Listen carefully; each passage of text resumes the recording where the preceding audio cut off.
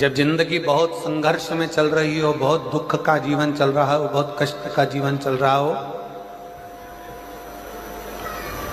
बहुत कष्टमय जीवन चल रहा हो, तब शमी के 5 पत्ते, शमी के 5 पत्ते एक दुर्वा के साथ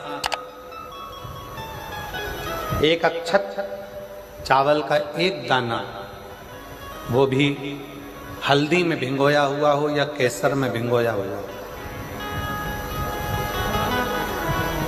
शमी पत्र 5, एक दुर्वा, एक चावल का दाना, जो दिल से हृदय से बेलपत्री के वृक्ष के नीचे पार्थिव लिंग का निर्माण कर कर मट्टी का शिवलिंग बनाकर प्रदोष काल में, मतलब शाम के समय पर शिवलिंग बनाकर उस पे जल चढ़ाकर, जो ये 5 शमी का पत्र, एक दुर्वा और एक चावल का दाना, अपनी कामना कर कर जो दुख चल रहा है बाबा से विनय कर कर एक एक पत्ता जब समर्पित कर दे, फिर एक दुर्वा समर्पित कर दे, फिर एक चावल का दाना समर्पित कर दे और बाबा का वहीं पर पुनः विसर्जन कर दे, 3 महीना तो जाने दो, 15 दिन के अंदर वो दुख कटता जरूर है, चाहे कोई भी दुख,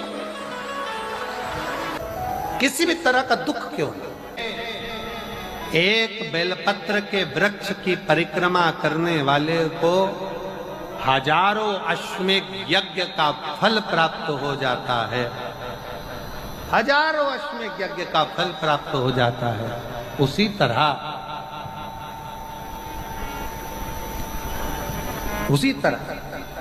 एक पार्थिव लिंग का निर्माण करने वाले को, मिट्टी का शिवलिंग का निर्माण कर कर पूजन करने वालों को 12 ज्योतिर्लिंग के शिवलिंग के दर्शन का पुण्य फल प्राप्त। बहुत ध्यान लगाकर सुनिएगा। एक बेलपत्री और उस बेलपत्री में एक चंदन की बिंदी और एक अक्षत का दाना मात्र रखकर भी अगर शिवालय पर चढ़ा दी जाती है, एक बेलपत्री, एक चंदन का बिंदी, और चंदन फिर निवेदन करेंगे। आज के जमाने में तुम लोग सब घिसा घिसाया, पड़ा पड़ाया, डब्बी का सामान ले लेकर, वो नहीं, चंदन की एक मुठिया रखो, थोड़ा सा भी घिसो, जरा सा भी घिसो, उसकी एक बिंदी और एक चावल का दाना, जब हम भगवान देवाधिदेव महादेव को समर्पित करते हैं, अपनी कामना कर कर समर्पित करते हैं, तो निश्चितता है, पुराण की कथा कहती है, शंकर भगवान उसका फल शीघ्र प्रदान कर देते हैं। भले आपने कुछ करा ना करा, उसका फल तुम्हें मिल जाता। में जाना, लोटा भरकर जल समर्पित करना, और कभी तुम्हारे जीवन में अगर तुमको लग रहा है कि मैं दुखों से पीछा छूट ही नहीं रहा, तब उस जगह पर बेलपत्री के मध्य भाग में पीला चंदन, ये जो पत्ती है और ये 2 पत्ती हैं, ये बड़ी पत्ती और ये बीच की जो 2 पत्ती हैं, इसके बीच में जो डंडी का भाग रहता है, जो बीच में डंडी का जो भाग है, बड़ी पत्ती और ये 2 छोटी पत्ती के मध्य में जो डंडी का भाग है, उस डंडी के भाग में पीला चंदन और एक अक्षत पीला, शंकर भगवान को आप अगर प्रदोष काल में समर्पित कर रहे हैं, तो ये निश्चित है कि धीरे धीरे कर कर वो दुख समाप्त होगा, वो दुख कटेगा ही।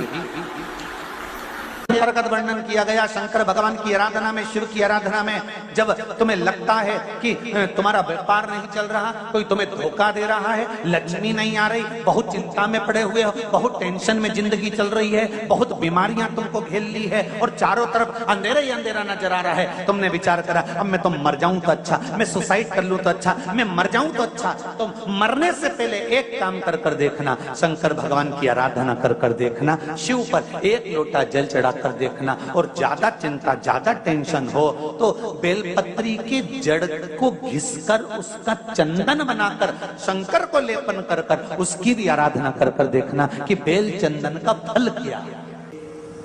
बेलपत्र, एक बेल,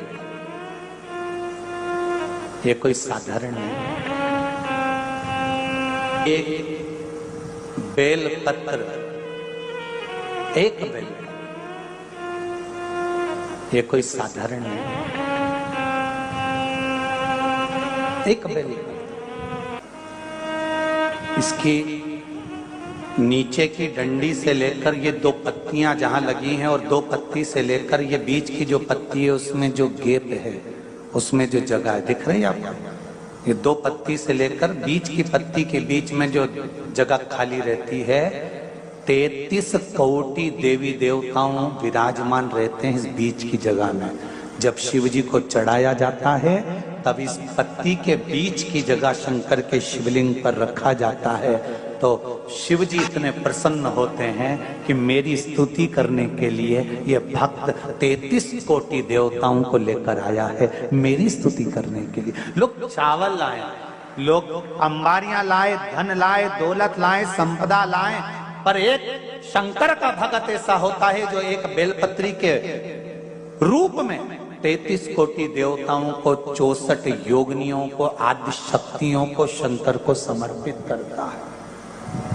कितना सुंदर संवाद है, कितना सुंदर बात कही कि भूल से भी, भूल से किसी तीर्थ में नहीं गए, कहीं हमने गौदान नहीं करा, कहीं हम किसी तीर्थ में नहीं गए, हमने कहीं गौदान नहीं करा, हमने कहीं ब्राह्मण भोजन नहीं कराया, हम कहीं गंगा यमुना कावेरी सरस्वती नर्मदा छिपरा पुण्यवान नदी में हम स्नान नहीं कर पाए। शिव महापुराण की कथा कहती है भूलवश भी अगर पिपलेश्वर या बटकेश्वर किसी शिवालय पर भूल से भी अगर एक लोटा जल चढ़ जाता है तो देव अधिदेव महादेव सारे तीर्थों का फल अपने आप प्रदान कर देते हैं। भूल से भी चढ़,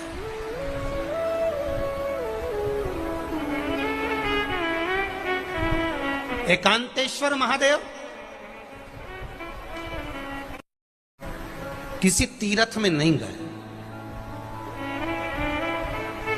कहीं हमने गौदान नहीं करा, कहीं हम किसी तीर्थ में नहीं गए, हमने कहीं गौदान नहीं करा, हमने कहीं ब्राह्मण भोजन नहीं कराया, हम कहीं गंगा यमुना कावेरी सरस्वती नर्मदा छिपरा पुण्यवान नदी में हम स्नान नहीं कर पाए।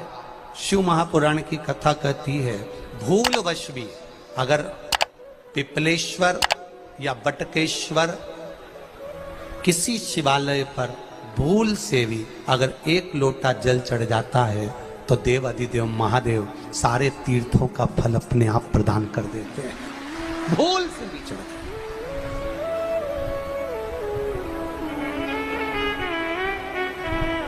एकांतेश्वर महादेव जो कि एकांत में बैठा हुआ है, एकांतेश्वर महादेव अकेला बैठा है अलमस्त होकर।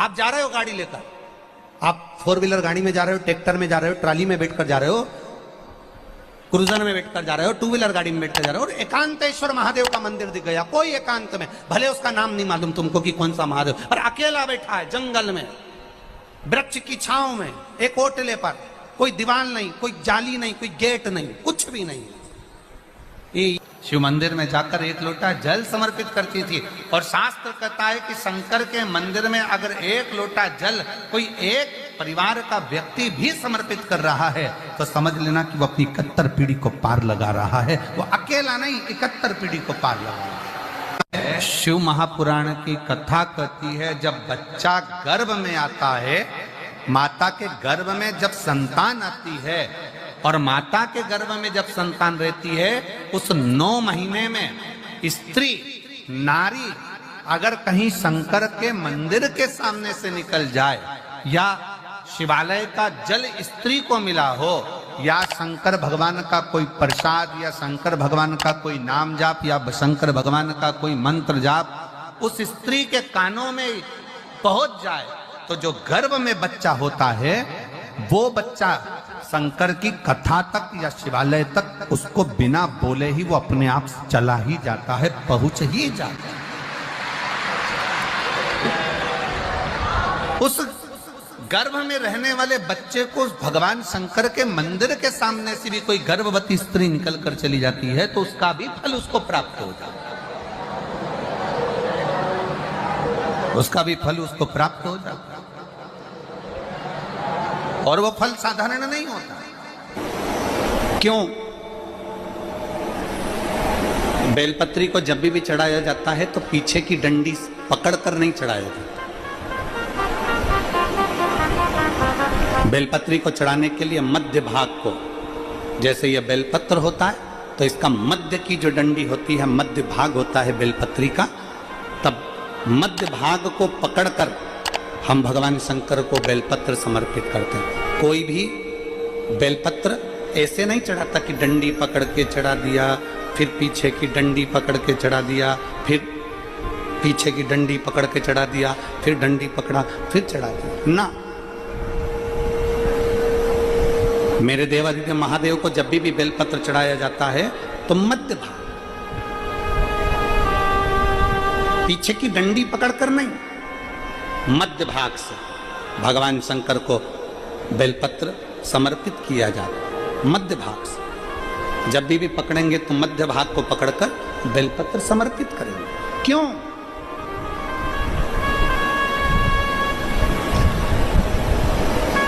क्योंकि हमने भगवान शिव को मध्य भाग पकड़कर इसलिए समर्पित करा कि ये केवल बेलपत्र का मध्य भाग नहीं है मेरे शंभू, मेरे हृदय के मध्य भाग को मैं आपके चरणों में समर्पित कर रही हूं। मेरा दिल, मेरा हृदय, मेरा चित्त मैं आपको दे रही हूं। मध्य भाग एक विश्वास के साथ दे रही हूं। इतनी सुंदर बात नंदी ने कही है।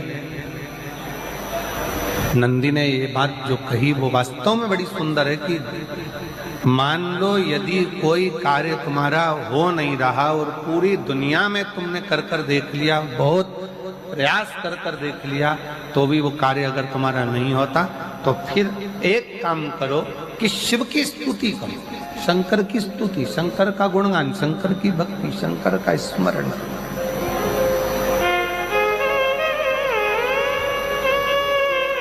फिर शिव की स्तुति करिए, शंकर से विनय करिए, शंकर से निवेदन करिए, शंकर का गुणगान करिए।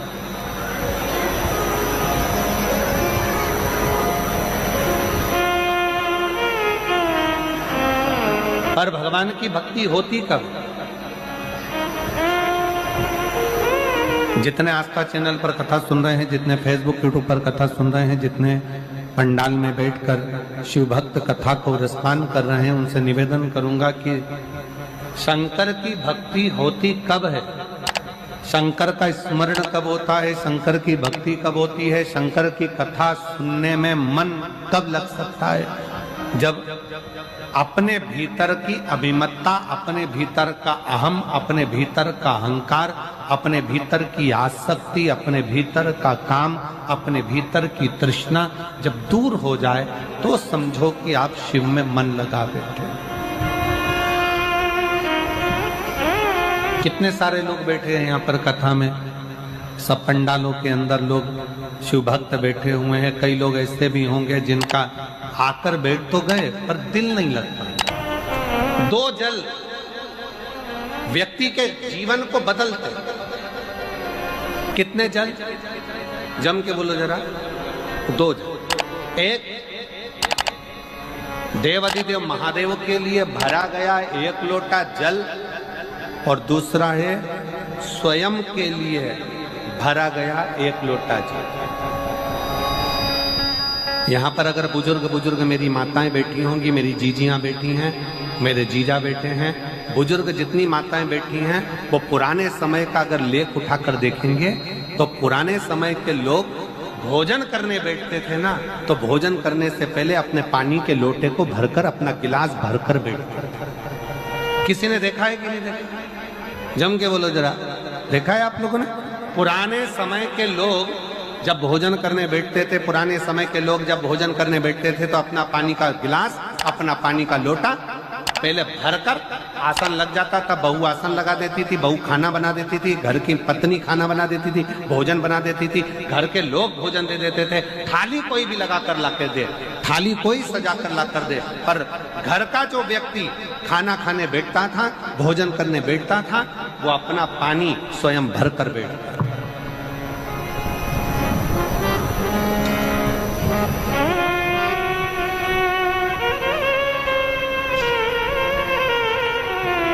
के जमाने में दुनिया के लोग कहते हैं मैं दुकान चला रहा हूं, दुनिया के लोग कहते हैं मैं घर चला रहा हूं, दुनिया के लोग कहते हैं मैं ये कर रहा हूं। तुम अपना खुद का पानी भरकर तो बैठ नहीं रहे और कह रहे हो कि घर चला रहा हूं। स्वयं का एक गिलास पानी व्यक्ति नहीं भर पा रहा। कितना सुंदर कहा है महाराज जी, बहुत सावधानी से सुनिएगा। दो जगह का जल व्यक्ति के जीवन को बदल देता है। एक शिव के लिए भरा गया जल और दूसरा स्वयं के लिए भरा गया जल। स्वयं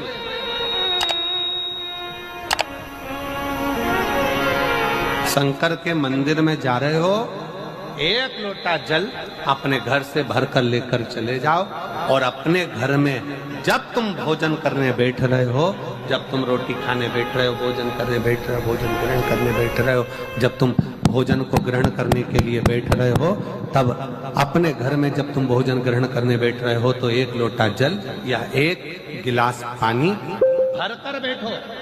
बहू अच्छी है, पानी भरेगी, मना नहीं है। बेटा अच्छा है, पानी भरेगा, मना नहीं है। पोता अच्छा है, पोती अच्छी है, नाती अच्छा है, पंती अच्छा है, घर में सब अच्छे हैं। तुम्हारी पत्नी भी अच्छी है, तुम खाना खाओगे तो वो पानी ला कर दे देगी। तुम्हारी बहू भी अच्छी है, तुम भोजन करोगे तो वो पानी ला कर दे देगी। तुम्हारा परिवार का हर व्यक्ति अच्छा है, तुम्हारा कहना मानता है। तुम जिमने बैठोगे, भोजन करने बैठोगे तो वो पानी ला कर देगा। पर शिव पुराण की कथा कहती है, जो व्यक्ति भोजन करते समय अपना जल स्वयं भरकर बैठता है, उसकी जिंदगी में से 3 रोग समाप्त हो जाते हैं। कितने रोग समाप्त हो जाते हैं? 3। पहला, अपना जल स्वयं भरकर बैठने वाले के घुटने का कभी भी डॉक्टर उसके घुटने बदलने का बोलेगा ही नहीं, घुटना बदल ही नहीं सकता। स्वयं का जल भरकर बैठे। दूसरे नंबर पर, जिसकी रीढ़ की हड्डी में कमर से लेकर कंधे तक जिसकी हड्डी में दर्द होता हो, या जो सुबह सुबह सोकर उठता हो और उसके कंधे दुखते हो या पीठ दुखती हो। दूसरे नंबर का रीढ़ की हड्डी का दर्द। और तीसरे नंबर का, डॉक्टर को दवाई खा खा कर परेशान हो गए और आधा सिर का रोग, भुकुटी, ये भौएं दुखती हो, सिर दुखता हो, ये कान के पास का दर्द होता हो, तो अपना भोजन करते समय अपना पानी स्वयं भर कर बैठो। आपको ये 3 रोग से मुक्ति अपने आप मिलना प्रारंभ हो जाए, अपने आप। अब किसी ने कहा, गुरुजी पत्नी पानी ला कर देती है, पति पानी ला कर देता है, बेटा पानी ला कर देता है, बहू पानी ला कर देती है, पोता पोती पानी ला कर देते हैं, नाती पंती पानी ला कर देते हैं, नौकर लगे घर में वो पानी ला कर देते हैं, सेवादार लगे घर में वो पानी ला कर देते हैं, तो हमको पानी लाना क्यों जरूरी है? तो अग्नि पुराण में वर्णन आता है कि जो घर में पानी जिस मटके में भरते हो, जिस हंडे में भरते हो, जिस बाल्टी में भरते हो, जिस टंकी में पानी भरते हो, पीने का पानी जिस हंडे में, मटके में, बल्टोई में, जिस गगरे में तुम भरते हो, वो स्थान पितरों का स्थान रहता है। जब हम पानी भरकर भोजन करने बैठते हैं तो हमारे पितर भी उस स्थान पर आकर निश्चित जगह पर बैठते हैं, और जब हम भोजन ग्रहण करते हैं तो हमारे पितरों के भाव का आशीर्वाद हमारे ऊपर पड़ जाता है, जिससे हमारे 3 दर्द समाप्त हो जाते हैं। स्वयं भरो, स्वयं।